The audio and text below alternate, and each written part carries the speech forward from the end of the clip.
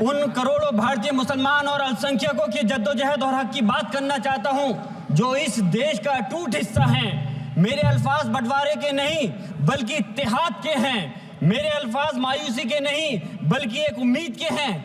ऐसी उम्मीद जो कि हमारे इस देश को जोड़ना चाहती है। हमारे संविधान को बनाने के लिए हमारे बाबा भीमराव अंबेडकर साहब, मौलाना अबुल कलाम आजाद साहब, डॉक्टर जाकिर हुसैन साहब ने मिलकर के इस संविधान को बहुत मेहनत के साथ बनाया था। ये सिर्फ किताब की शक्ल में देने के लिए नहीं है। आज संविधान के उस पर मैं कहना चाहता हूं कि भारत का संविधान इंसाफ, आजादी और भाईचारगी की जिंदा गवाही है और ये गारंटी देता है कि नागरिक हर मजहब, जात या नस्ल पर इज्जत के साथ गुजार सकते हैं जिंदगी। लेकिन अफसोस है, एक मुस्लिम रहनुमा की हैसियत से मुझे इस दस्तावेज पर बेपनाह फख्र है जो कि दस्तावेज जो संविधान हमें इजाजत देता है। आर्टिकल 15 के मुताबिक किसी भी नागरिक को मजहब, जात, लिंग, नस्ल या जन्म के स्थान पर भेदभाव नहीं किया जाएगा।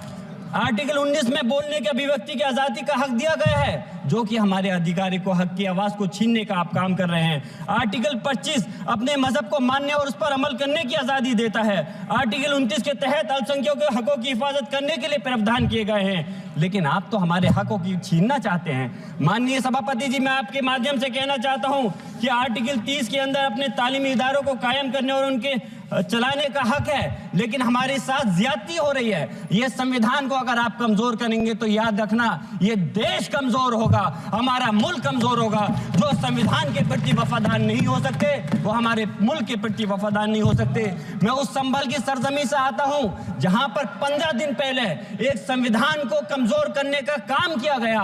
वहां पे जिस प्रकार से 5 मजलूमों की जान ले ली गई, जिस तरह से 30 से ज्यादा लोगों को गोली मारकर घायल कर दिया गया और 27 से 50 से ज्यादा लोगों के खिलाफ मुकदमा दर्ज किया गया।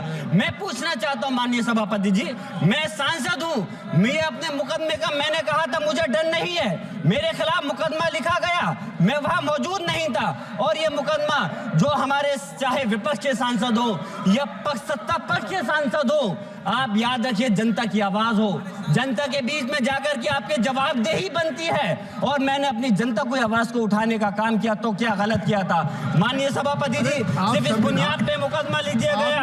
आज मैं आपको बताना पॉइंट पे बोल रहा हूँ, संविधान पर ही बोल रहा हूँ माननीय सभापति जी।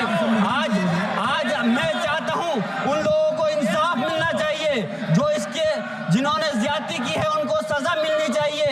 और आज एक इमाम को सिर्फ इसलिए गिरफ्तार कर लिया गया संभल के अंदर कि सिर्फ उन्होंने अजान लाउड स्पीकर से दे दी थी। अफसोस है कि आज हमारे साथ ऐसी ज्यादती हो रही है। माननीय अध्यक्ष जी, हमारा संविधान किसानों को मजबूती की बात करता है जो इस देश की रीढ़ की हड्डी है। 130 किसान जो 10 दिन से ज्यादा समय से जेल में बंद हैं, आप किसानों को हक नहीं दे पा रहे तो किसको हक देने का काम करोगे? मैं अफसोस करता हूँ आज पूरे प्रदेश और मुल्क के अंदर जिस तरह से हमारे लोगों की हिफाजत नहीं की जा रही। एक मॉब लिंचिंग सिर्फ धर्म के नाम पर, अगर कोई मुस्लिम है, ओबीसी है या पिछड़ा समाज का, एससी समाज का है तो नाम पूछ करके उसकी हत्या कर दी जाती है। बुलडोजर चलाए जा रहे हैं। हेट स्पीच, अगर कोई हम कुछ बोलते हैं तो हेट स्पीच करके मुकदमा दर्ज कर देते हैं। और जो हमारे धार्मिक आका हमारे सल्लल्लाहु अलैहि वसल्लम की शान में गुस्ताखी करता है उनके खिलाफ कोई कार्रवाई नहीं। मेरे पास समय कम है इसलिए तेजी के साथ में मुझे बोलना पड़ रहा है। माननीय सभापति महोदय जी, ये सवाल बंटवारे का नहीं बल्कि हम वतनों के लिए जिनका जमीर मर गया है उनके जमीर को जिंदा करने के लिए है। हम चाहते हैं इस देश की आजादी, हमारी देश की सभापति जी, बस मैं अपनी बात खत्म कर रहा हूं, 1 मिनट।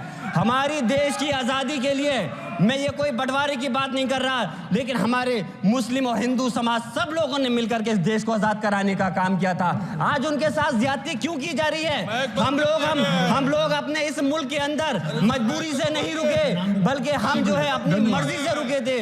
हमारी मुल्क को आजाद कराने में हजारों लाखों मुसलमानों ने शहीद हुए थे। माननीय सभापति जी, कॉन्क्लूड कर रहा हूँ, सिर्फ राजकुमार से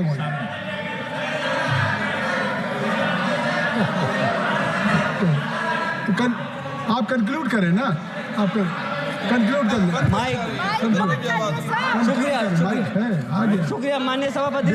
मैं एक मुस्लिम और अल्पसंख्यक रहनुमा के तौर पर मैं अपनी बिरादरी के लिए खास हक के मुताबिक नहीं करता। मैं सिर्फ ये चाहता हूं कि आईना के बाद संविधान के मुताबिक हर नागरिक के लिए जो वादा किया गया उसे पूरा हो, हुकूमत से कमजोर की हिफाजत को यकीनी बनाए और नफरत फैलाने वालों को सजा दे।